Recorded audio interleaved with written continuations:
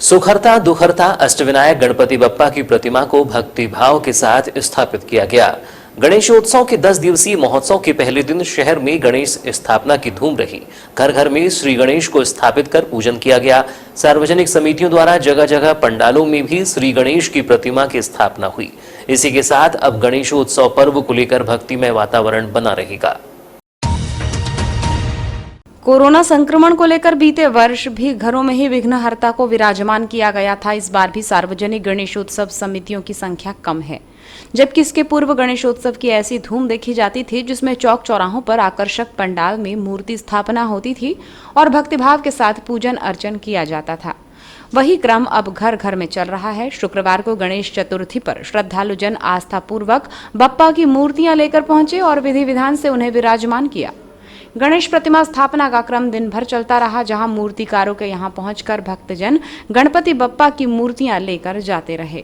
इसके अतिरिक्त बाहरी राज्यों से भी बड़ी संख्या में मूर्तियां बिकने आई थीं, जहां आकर्षक मूर्तियों की खरीदी देर शाम तक चलती रही और फिर चौपहिया दोपहिया के अतिरिक्त कई लोग हाथों में भी मूर्तियां लेकर पहुंचे। जहां प्रथम पूज्य देव विघ्नहर्ता भगवान श्री गणेश की प्रतिमा को श्रद्धालुओं ने शुभ मुहूर्त में घर प्रतिष्ठान और सार्वजनिक स्थानों पर विराजमान किया। चहुं ओर गणपति बप्पा मोरया के जयकारे गूंज उठे। भगवान की अगवानी में इंद्रदेव भी आतुर दिखे और बारिश की बौछारों से अभिनंदन किया। अब 10 दिनों तक बप्पा के पूजन अर्चन का क्रम चलता रहेगा, जहां विविध अनुष्ठान और घरों में विशेष पूजा अर्चना कर भगवान से आशीर्वाद मांगते हुए कष्टों का निवारण करने और सुख समृद्धि की कामना की जाएगी।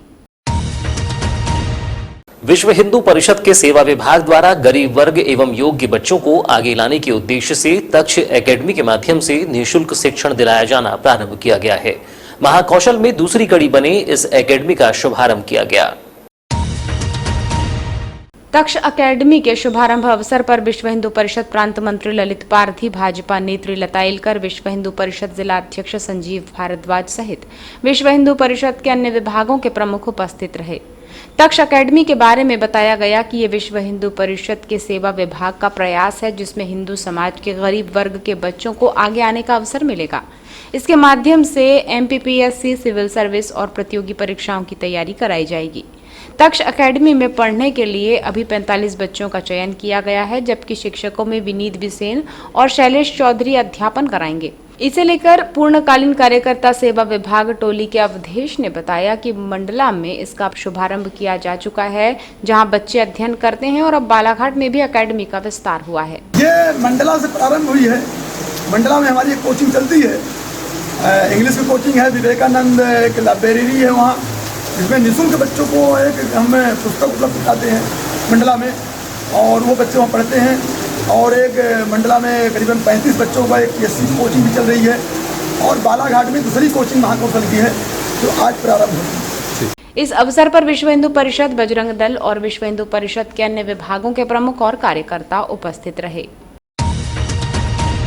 बालाघाट लामता मार्ग पर पाथरवाड़ा से विश्रामपुर के बीच सोनबीरी नाला के समीप 2 बाइक की आमने सामने भिड़ंत होने से एक की मौत व 4 घायल हो गए। सभी घायलों को उपचार के लिए जिला अस्पताल में भर्ती किया गया है।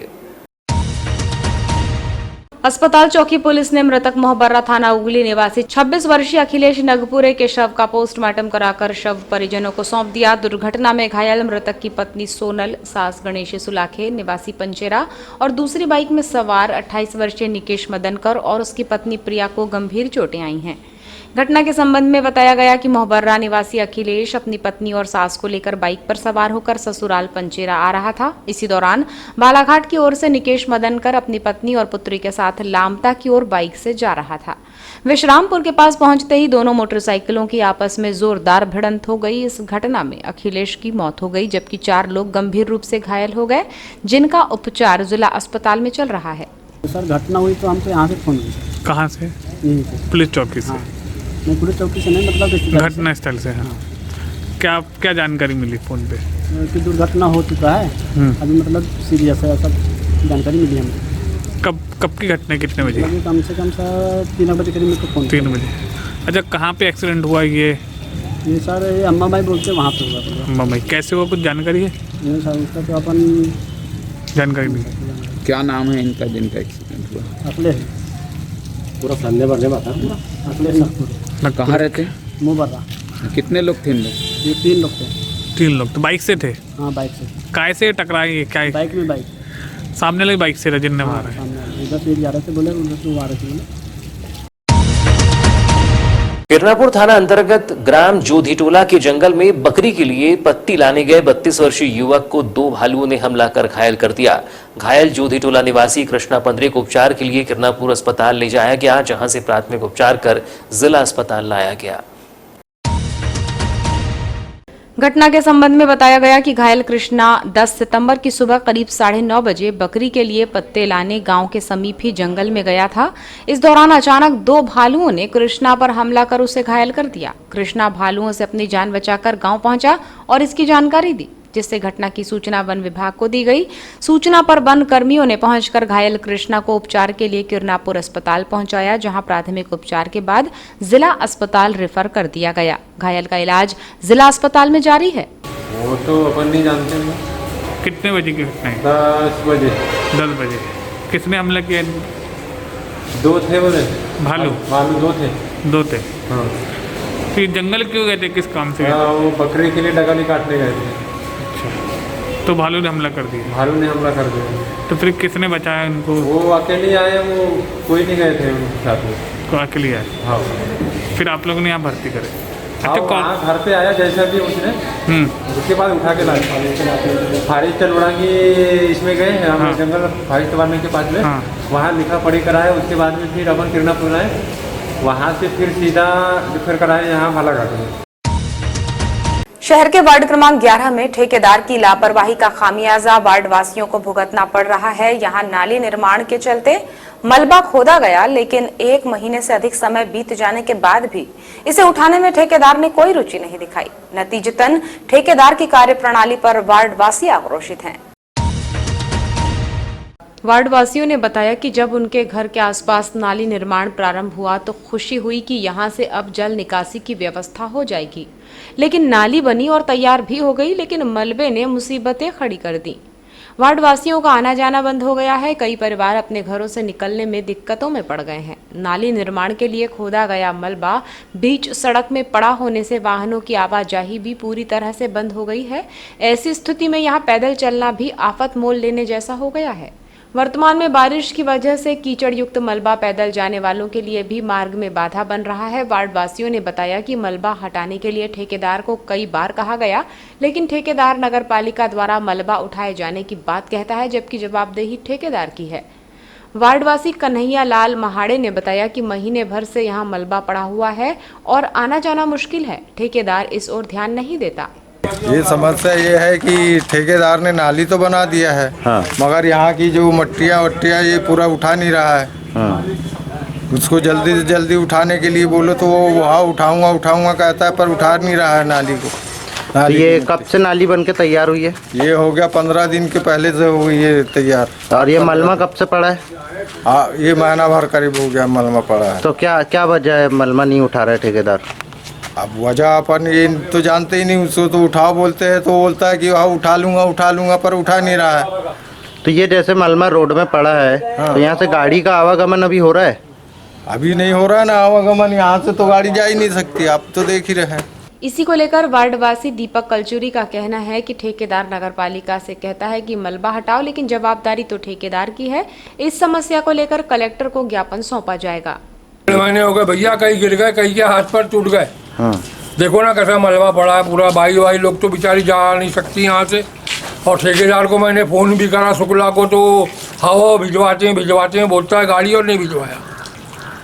क्या मानते हैं आप, किसकी लापरवाही इसमें? लापरवाही तो उसी की ठेकेदार की है, नगरपालिका वाले थोड़ी ना कुछ करेंगे। ठेकेदार का काम है। कल आके नाप आप भी लेके गया तो बोले 1 घंटे में ट्रैक्टर भिजाता हूँ, बोले ट्रैक्टर आ ही रहा है अभी तक। अभी भी अगर नहीं उठता है मलमा, हाँ। तो फिर क्या करेंगे वार्डवासी? अब वार्डवासी क्या करेंगे? अभी नए कलेक्टर साहब आए हैं ना, हाँ। खड़े होंगे जाके उनके पास कल परसों सोमवार को 4-8 लोग की एप्लीकेशन बना के, क्या बोलते हैं कलेक्टर साहब, देखते हैं उनके हाथ में तो है ना, नगर पालिका के अंडर। वार्ड के पूर्व पार्षद रामलाल बिसेन ने कहा कि यहां गली से वार्डवासी आना जाना नहीं कर पा रहे हैं, घरों में रहना पड़ रहा है, वाहन भी नहीं आ रहे हैं। ये परिस्थिति ठेकेदार ने उत्पन्न की है। देखो भैया, बिल्कुल वाजिब बात है। वार्ड वाले की जनता इतने त्राही हो चुके हैं, अभी पानी आया बीच में, घर से निकलना इनका मुश्किल हो गया। सामने की नाली इन लोग ने बना ली है, लेकिन बाढ़ों का मलमा कौन उठाएगा? ये लोग बोलते हैं नगर पालिका क्यों उठाएगी? ठेका आपने लिए हो। साधारण विद्युत उपभोक्ता अगर समय पर बिजली बिलों का भुगतान ना करे तो विद्युत वितरण कंपनी बिजली कनेक्शन काटने में देर नहीं लगाती। लेकिन शासकीय विभाग अगर लाखों रुपए के बिजली बिल को लेकर टस से मस ना भी हो तो भी बिना किसी रोक टोक के कामकाज चलता रहता है। वर्तमान में बिजली कंपनी ने शासकीय कार्यालयों की सूची बनाई है और इस सूची के हिसाब से इन विभागों पर लगभग 40 लाख रुपए के बिजली बिल बकाया हैं, जिन्हें भुगतान के लिए 15 दिन का समय दिया गया है। बीते समय हमने देखा था कि बिजली विभाग ने नगरपालिका कार्यालय के बिजली बिलों के भुगतान को लेकर प्रयास किया और लाखों रुपए के बिल का भुगतान न किए जाने पर नगरपालिका की बत्ती काट दी गई थी। कई दिनों तक नगरपालिका को जनरेटर से विद्युत आपूर्ति करनी पड़ी थी। ये कुछ हाल अब नगरपालिका सहित अन्य शासकीय विभागों का भी होने जा रहा है। अगर समय पर बिल नहीं भरा गया तो बिजली विभाग ने कनेक्शन काटने की चेतावनी दे दी है। मध्य प्रदेश पूर्व क्षेत्र विद्युत वितरण कंपनी बालाघाट के सहायक अभियंता ने ऐसे 7 शासकीय विभागों को नोटिस थमाया है जिन पर लाखों रुपयों का बिजली बिल बकाया है। इस सूची में नगरपालिका बालाघाट टॉप पर है, जहां 17 लाख से ज्यादा के विद्युत बिल बकाया की वसूली की जानी है। वहीं जिला अस्पताल में 8 लाख, बीएसएनएल में 5 लाख, लोक निर्माण विभाग में 99,000, रेलवे में 1,16,000, पीडब्ल्यूडी में 67,000 और वन विभाग पर 1,17,000 रुपये से कुछ अधिक का बिल बकाया है। इन सभी विभागों के कुल बकाया का पता लगाया जाए तो पता चलता है कि 36 लाख से ज्यादा की राशि इन 7 विभागों से विद्युत वितरण कंपनी को वसूलनी है, जिसके लिए इन्हें धारा 56 के तहत नोटिस जारी कर दिए गए हैं और 15 दिनों की मोहलत दी गई है। विद्युत विभाग ने चेतावनी भी जारी की है कि अगर इन विभागों द्वारा 15 दिन में राशि नहीं जमा कराई गई तो फिर बिजली काट दी जाएगी।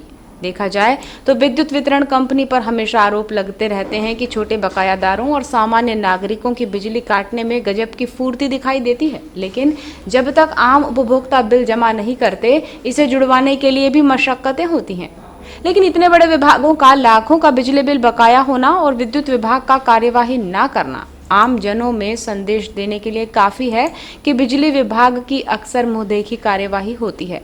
बड़े विभाग बच जाते हैं, सामान्य जनता बिजली बिल के चक्कर में पिसकर रह जाती है। उम्मीद है विद्युत विभाग इन शासकीय कार्यालयों पर सख्ती दिखाते हुए अपने बकाया बिल की राशि वसूल करेगा।